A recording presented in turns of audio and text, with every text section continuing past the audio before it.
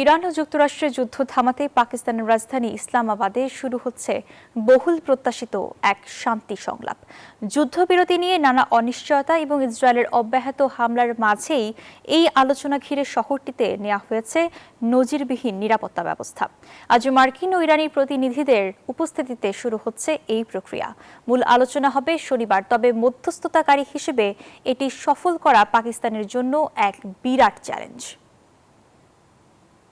বহুল প্রত্যাশিত শান্তি বৈঠক ঘিরে পুরোপুরি নিরাপত্তার চাদরে ঢাকা ইসলামাবাদ। বিভিন্ন এলাকায় জারি হয়েছে লকডাউন। এরই মধ্যে ইরানি কর্মকর্তারা এসে পৌঁছেছেন। অন্যদিকে মার্কিন ভাইস প্রেসিডেন্ট জেডি ভেন্সের নেতৃত্বে প্রতিনিধি দলের পৌঁছানোর কথা শুক্রবারই। শনিবার টেবিলের আনুষ্ঠানিক আলোচনায় মুখোমুখি হবে তেহরান ও ওয়াশিংটন।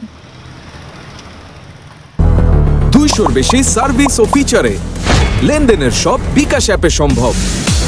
কূটনৈতিক অঙ্গনে এটি এখন মিশন ইম্পসিবল হিসেবেই পরিচিত। তবে সফল হলে নিজেদের পশ্চিম সীমান্তে চলমান অস্থিতিশীলতার সমাধানেও হয়তো খুঁজে নেবে পাকিস্তান। তাই আন্তর্জাতিক অঙ্গনে নিজেদের অবস্থান ধরে রাখতে এই মধ্যস্থতায় সফল হওয়া ইসলামাবাদের জন্য এখন বড় পরীক্ষা।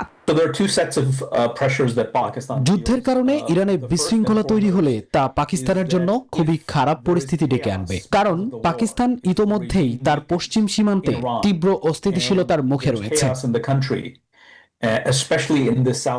এই শান্তি আলোচনার ভবিষ্যৎ নিয়ে শঙ্কাও কম নয়। যুদ্ধবিরতির মধ্যেই লেবাননে ইসরায়েলের হামলা এবং মার্কিন প্রেসিডেন্ট ডোনাল্ড ট্রাম্পের নতুন হুমকিতে পরিস্থিতি আরো ঘোলাটে হয়েছে। সব বাধা পেরিয়ে একটি দীর্ঘস্থায়ী চুক্তিতে পৌঁছানোই এখন সবচেয়ে বড় চ্যালেঞ্জ। সব মিলিয়ে একরাশ অনিশ্চয়তার মধ্যেই বিশ্ব তাকিয়ে আছে ইসলামাবাদের দিকে।